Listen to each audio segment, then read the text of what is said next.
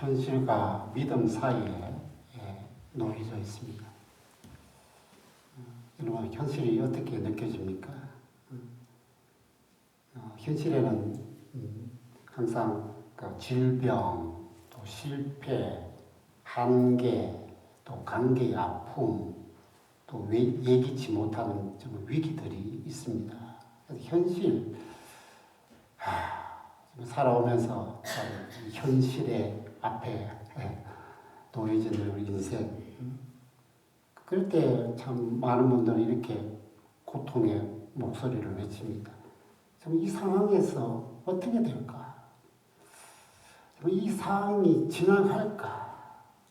아무리 기도해도 바뀌긴 바뀔까? 이게 끝일까? 그래서 우리가 좀 현실 속에서 좀 믿는 자로 서 있지만은, 정말 만만치 않다는 것을 우리 생각할 수 있습니다. 그런데 우리는 현실을 항상 직면합니다. 그런데 놀라운 것은 믿는 자에게 현실이라는 건 뭐냐면 믿음이 자라나는 그 텃밭이라고 그렇게 합니다. 현실이 없으면 현실이 우리가 지나가지 않으면 믿음은 자라나지 않고 기뻐지지 않는다. 이런 유명한 말이 있습니다. 현실이 없으면 믿음은 관념이 된다. 그리고 믿음이 없으면 현실은 절망이 된다. 라고 합니다. 그래서 오늘 우리가 이 거대한 이 현실을 살아가면서 우리가 믿음을 가지고 어떻게 행할 것이냐. 과연 이 믿음을 가지고는 현실을 초월할 수 있느냐, 뛰어넘을 수 있느냐. 그래서 원래 이게 그 현실과 믿음이라는 그 사이라는 그 유명한 단어는 이제 2차 세계대전 나치에 있었던 유명한 틸렉7이라는 그 신학자가 했던 말입니다.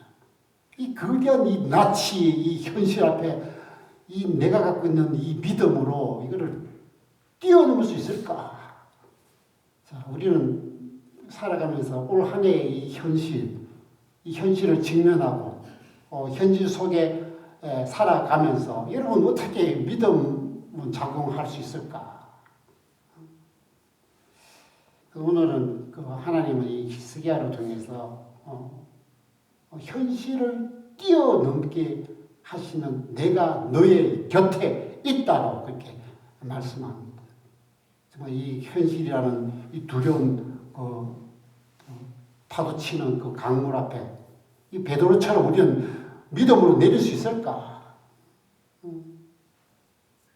우리는 현실이라는 이 거대한 가나안에 흐르는 그 요단강 물에 우리 제사장처럼 그 팔을 디딜 수 있을까?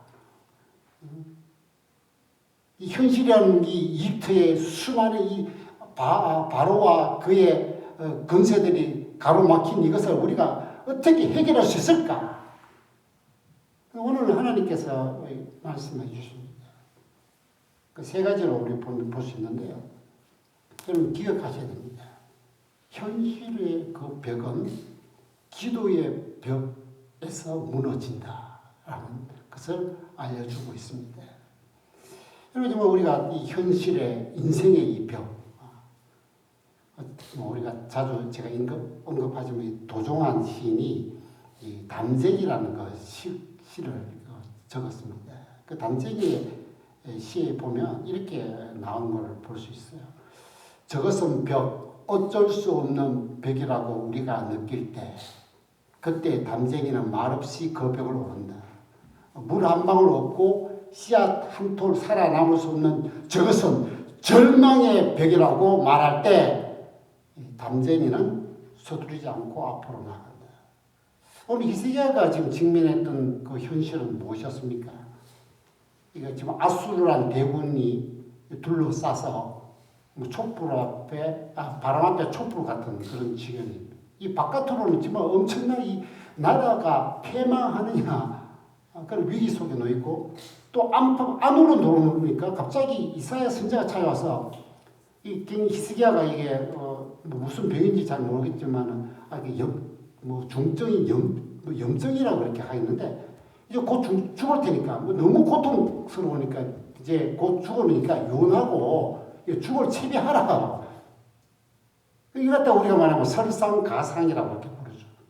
어둠이 어둠을 부르고 상처 위에 상처가 되어지고 눈물에 또 눈물이 겹치고 밤이 끝나기 전에 또 다른 밤이 찾아오고 폭풍이 절하기 전에 또 다른 파도가 밀려오는 실정입니다. 이게 진짜 희석의 입장에서는 이거 바깥으로는 적을 물리쳐야 되고 안으로는 나의 이 밤새도록 아파하는 그 질병 때문에 이게 이런 상황이 지금 놓여져 있는 겁니다. 그리고 그러면은 우리가 다들 대부분 생각하죠. 왜 희석이야? 이거 죽는다 하면 그냥 아이고 내가 죽으니까 이제 모르겠다 이제는 뭐 죽지 이렇게 하는데 여기에 나오는 이 질병은 사형선고라 같은 것이 있습니다. 이제 남유다가 지금 처한 것도 백성들의 죄악이 되면서 하나님의 그 채찍으로 치는 거고 이 히스기야 역시도 오늘 성경에 뒤에 보면 자기 죄악을 통해서 하나님이 이제 그만 너를 이제 하나님이 손으로 치어서 일찍 죽인다는 그런 의미인 거예요. 히스기야 입장에서는 이걸 도대체 어떻게 해야 될 거냐? 그냥 이대로 그냥 이 하나님의 이 남유다 이대로 놔두고 패망하든지 말든지 뭐 상관하지 않고 나는 뭐 하나님의 저주를 받고 죽어도 상관하지 않겠다는 그런 생각이고 이 믿음이 있는 이 시기에는 그게 아닌 거예요. 하나님 이거 해결할 수 없는 겁니다. 지금 이때 이렇게 하면 이 대적도 죽음도 이대로 물러날 수 없습니다. 하나님이 세운 나라가 망하고 하나님이 나에게 주신 이 사명도 여기서 끝날 수 있겠습니까? 라는 그런 절체절명의 심정으로 나온 겁니다. 그 지금 보면은 이게 질병에 의한 통증이 매우 심하게 겪고 있는 중이랍니다. 그게 학자들이 보면 아주 심한 그 염증이라고 그렇게 이야기하는데 여러분 염증을 한번 알아본 적 있습니까? 밤이 오면 얼마나 고통스러운지 저도 이 손가락 이래가지고 한 밤 7시면 되면 이게 욱신 옛날에 여기 치과 염증이 이만큼 퉁퉁 부었었대요. 밤이 되면요 이게 욱신 이 밤새도록 고통에 뭐 잠을 이루지 못하는 그 상황에 지금 놓여져 있을 때 히스기야가 어떻게 하면 될까? 나를 지키는 하나님, 이대로 절망의 골짜기에 떨어지는 이 상황을 이대로 덤으로 둘 수 없다라고 해서 하나님 앞에 찾아갑니다. 그리고 그는 벽을 마주합니다. 여러분 우리가 이 교회사에서 벽을 보고 기도하는 게 대표적으로 세 가지가 있는데요. 첫 번째로는 우리 잘 아시다시피 유대인의 통곡의 벽입니다. 지금 우리가 이스라엘 가보면 통곡의 벽 앞에서 눈물로 기도하고 또 사람들은 눈물로 기도하고 쪽지에다 적어가지고 그 틈에다가요. 그래서 가면 막 얼마나 종이 쪽지 기도 제목들이 뭐 가득하게 그 벽 사이에 꼽혀놨습니다. 무너진 현실 앞에 하나님 앞에 부르짖는 거죠. 그리고 수도원의 전통에서도 벽을 향한 기도가 있답니다. 이 벽을 향하여 가만히 꼭 관상의 시작에 하나님께 하나님만 가만히 생각하는 그 기도라고 합니다. 세 번째로는 한국 교회에서 우리가 새벽 기도할 때 벽을 보는 경우가 있습니다. 우리가 저희도 어릴 때 보면 이제 각자 기도하겠습니다 하면 이제 벽으로 갑니다. 저도 그렇고 저희 어머니 뒤에서 벽을 보고 기도하는데 왜냐하면 전인적 집중이라는 거예요. 그럼 우리가 벽을 본다는 것은 더 다양한 의미가 있는데 여기서도 히스기야는 왜 벽을 보았을까? 사람과 세상을 등지고 하나님께 더 가까이 나가서 그냥 하나님만을 전적으로 의지한다는 그러한 그 자세입니다. 하나님만 내가 붙들겠다. 그리고 두 번째는 지금 막혀 있잖아요. 이 막힌 이 삶에 하나님 모든 게 다 막혀 있습니다. 이 나라도 지금 생존의 위기에 있고 나에도 생명의 이 위기에 이걸 어떻게 할 수 있는 방법은 아무것도 없습니다. 라는 그러한 자세, 오직 하나님만이 열릴 수 있다라는 걸 생각으로 나갔던 것입니다. 그래서 여기서 이제 통해와 자백이 일어나는 거죠. 그래서 하나님 그게 밑에 나오는 말씀이 여호와여 내가 압제를 받사오니 나의 중보가 되옵소서. 이 말은 뭐냐면 하나님 이대로 두지 마십시오. 하나님 제발 이 문제에 정말 개입해 주십시오. 이 엄청난 이 무게를 견딜 수 없고 이 거대한 문제를 해결할 수 없습니다. 라는 말입니다. 여러분 우리가 찬송가 보면은 에드워드 조이가 지었던 내 모든 시험 무거운 짐을 있는데 거기 영어 제목이 All Your Anxiety입니다. 제목이 All Your Anxiety. 이분이 왜 이런 그 찬송가 가사를 지었느냐면 이런 교훈을 주기 위한 것이라고 전해집니다. 그리스도인은 짐을 혼자 지고 가는 존재가 아니라 짐을 주님께 맡길 수 있는 사람이다. 그 짐을 지지 않는 것이 성숙이 아니라 짐을 맡길 줄 아는 것이 믿음이다. 그래서 내 모든 시험, 무거운 짐은 주님이 외면하는 증거가 아니라 주님께로 더 가까이 가는 초대이다. 성경에서 우리 인생에게 들려주는 게 무엇입니까? 하늘이 열리면 인생의 매듭이 풀린다. 보이지 않는 하늘의 결정이 보이는 땅의 결과를 만든다는 겁니다. 우리 다윗 시대 때도 감옥이 일어났죠. 이때 다윗은 어떻게 했냐면 하나님 앞에 나가서 이 문제를 또 놓고 하니까 나중에 비가 오고 땅의 문제가 풀리죠. 야곱도 마찬가지예요. 에서와의 지금 그 갈등에서도 하나님 앞에 나가서 야복강 가서 부르짖어 기도했습니다. 하나님과의 거기에서 해결되니까 땅에서도 이 모든 게 해결됩니다. 하늘과 막히면 다 막히고 하늘과 통하면 다 통한다. 라는 것입니다. 지금 이 모든 것이 다 벽처럼 되어 있더라도 하나님 앞에서 해결을 받으면 하는 모든 것이 다 뚫린다. 라는 것입니다. 그래서 올 한 해도 여러분 삶의 이 현실의 엄청난 이 벽 앞에 설 때 어떻게 해야 되냐.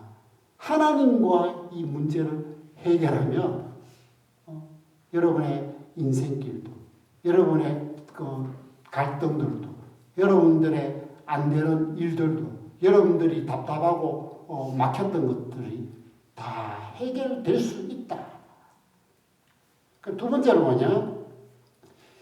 하나님께서 우리에게 말씀해 주신 것은 현실의 고난은 세 겹의 복으로 바뀐다. 세 겹의 복으로 바뀐다. 라는 말씀입니다. 여러분, 참 인생은 고난의 파도를 참 많이 만나죠.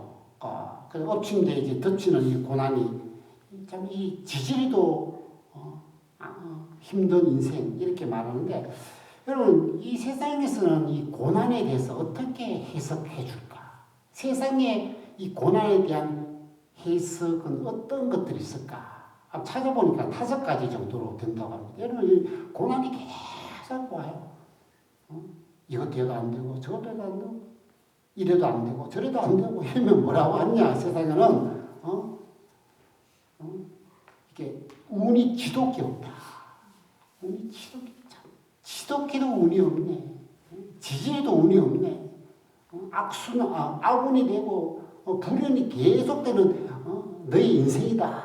이렇게 손가락질합니다. 그리고 두 번째는 뭐냐면 네가 뭔가 잘못했다. 인과 응보식으로 해석하면서 야, 다 네가 잘못해서 한 거야. 네가 선택해서 그런 거지. 그렇게 우리가 그렇게 손가락질도 하고 그다음에 세 번째로 뭐냐면 실패한 인생의 증거다. 너는 되는 것이 없어. 너는 해봤자 너는 패배자고 루저 인생이야. 그렇게 또 손가락질하고 그리고 세상은 버텨내는데 버티지 못하는 거야. 이 세상에는 원래 그런 거야. 살아남아야지. 그거는 네 능력이 부족하고 네 재능이 부족하고 네가 못해서 그런 거지.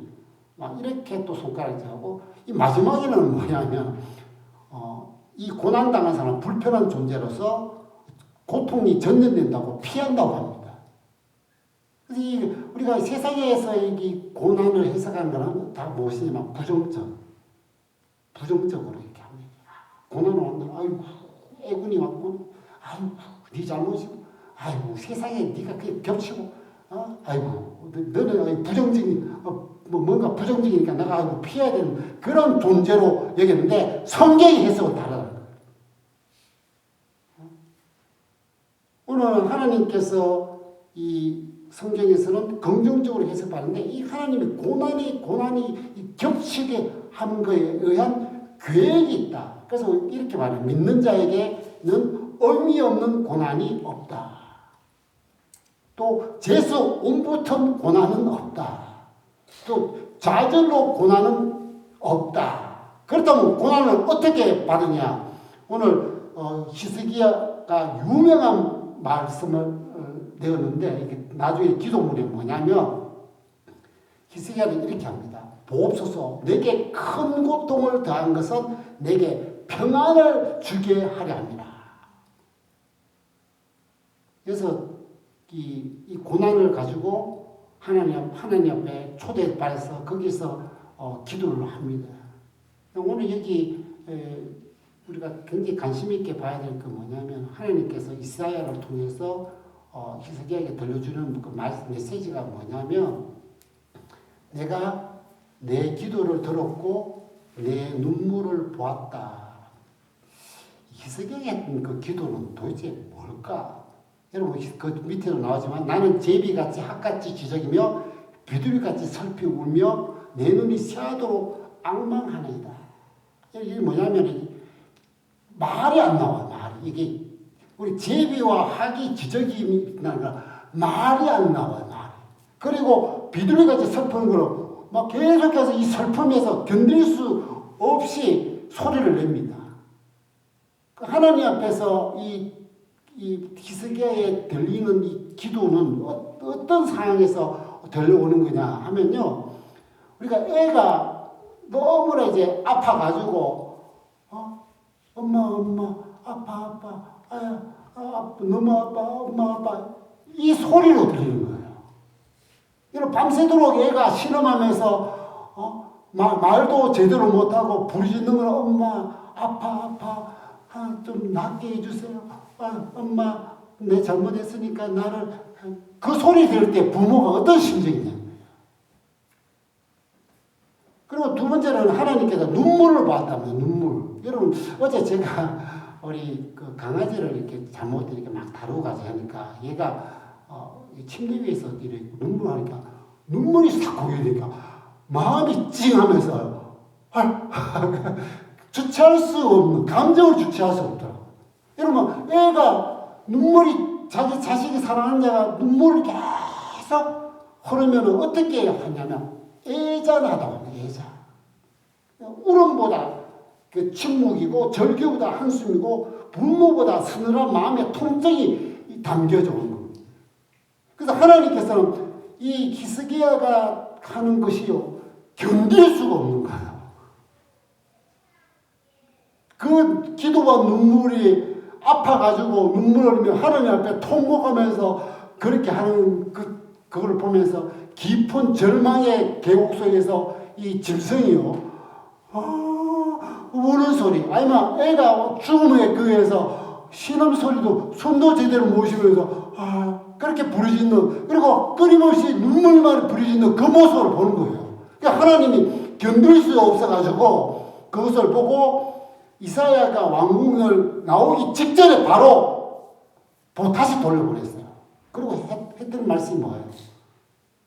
내가 너가 했던 거 안단다. 그리고 주어진 말씀이 세 겹의 축복입니다. 세 겹의 축복.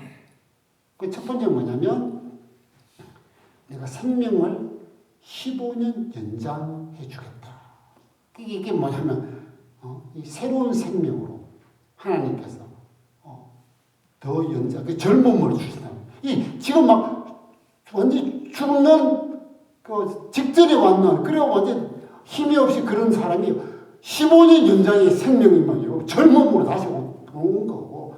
그다음에 지금 이 아수르 이 왕의 손에서 다 무너졌는데 거기서 건져내겠다고. 그리고 폐망 앞에 있는 이 성을 온전히 보호하는 복까지 주신다.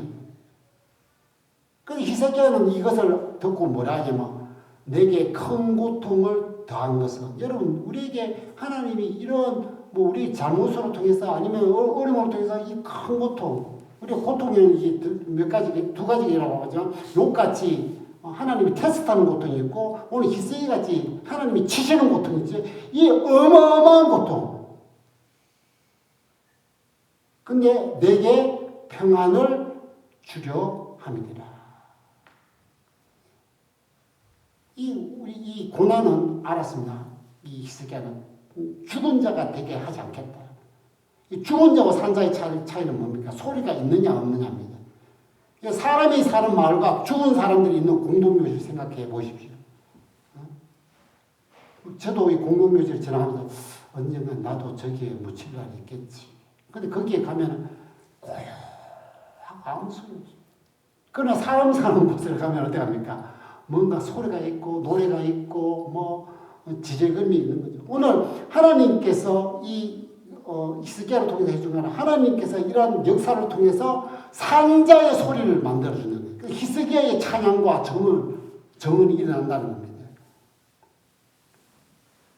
사랑하는 성도님, 올 한 해도 하나님께서는 이 여러분에게 닥친 이 현실의 어마어마한 큰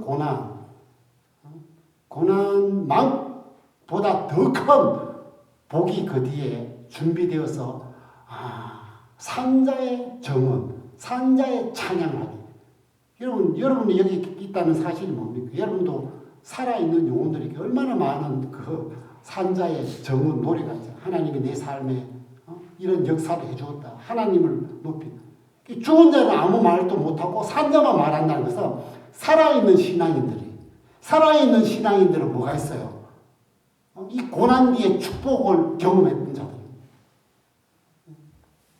이 고난 뒤에 하나님이 주셨던 그 놀라운 부활의 신앙을 노래하게 되는 거예요. 오늘 하루에도 여러분 살아있는 신앙의 그 축복의 노래가 있기를 정말 축원합니다. 그리고 세 번째로 우리가 보면은 현실의 한계는 믿음의 전환점이다. 고대는 해시계를 만들었죠. 그 중에 오늘 나오는 것은 이제 계단식 해시계라고. 이거는 그런 계단인데 이 해가 왔을 때 그림자를 해서 계단을 쭉 만들었다고 그렇게 합니다. 그래서 뭐 또 그 계단이 하나당 1시간 오늘 30분 정도 이렇게 나타내서 이게 계산을 했다고 합니다. 근데 하나님께서 오늘 말씀만 그냥 너 이사야를 통해서 낫겠다 해 주지 않고 뭐라고 했냐면 징조까지 보여준다고 합니다. 아니 말씀만 하면 예 믿겠습니다. 이렇게 이 히스기야에게 왜 하나님은 해가 10도 뒤로 물러가는 이 징조를 보여줬을까? 이것은 다름이 아니라 이 히스기야가 지금 나약한 믿음, 연약한 믿음, 무너진 믿음을 확고하게 굳세게 해주기. 그러니까 우리 이 현실의 이 한계에서 하나님께서 역사함을 통해서 믿음이 더 크게 작용하게 하기 위한 것입니다. 근데 그 중에 왜 해시계일까? 해시계가 뒤로 가냐? 이거는 뭐 우리가 다 생각하면 묵상하면 아니라 하나님은 이 세상에 통치하시는 분이다. 이 우주의 해를 앞으로 가게 하고 뒤로 가게 할 수 있는 그러한 분인데 거기에 더 하나 뭐냐면 시계의 해는 뭐와 깊이 관련이 있죠? 시간입니다. 시간. 공전과 자선을 통해서 이 시간. 그래서 히스기야의 운명의 시간 누구에게 달려있다는 거예요? 그냥 자연적으로 그냥 아이고 태어나서 살다가 병들어 뭐 때가 되면 죽는다 이렇게 이야기를 하잖아요. 뭐 짧아질 수도 있고 뭐 사고로 짧아질 수 있고 또 뭐 길어질 수 있고 이렇게 하잖아요. 뭐 운이나 자연의 법칙이 아니고 이 히스기야와 그리고 이스라엘 남유다의 그 운명은 누구 손에 있다가 하나님의 손에 좌우되어 간다는 것을 알려주는 겁니다. 내가 세우면 세워지고 내가 망하게 하면 망하는 거예요. 그러나 하나님을 믿는 자에게는 어떻게 하겠다요? 망할 것 같지만 계속해서 연장시켜 준다는 그런 말씀이 여기에 담겨져 있는 겁니다. 현실은 늘 우리에게 한계를 만들어 놓습니다. 한계 속에 우리를 가둬놓으려고 이렇게 합니다. 그래서 이 믿음이 없으면 한계만 보입니다. 어쩔 수 없구나. 안 되는구나. 그러니까 믿음이 있으면 한계의 선 너머를 이렇게 보게 되는 거죠.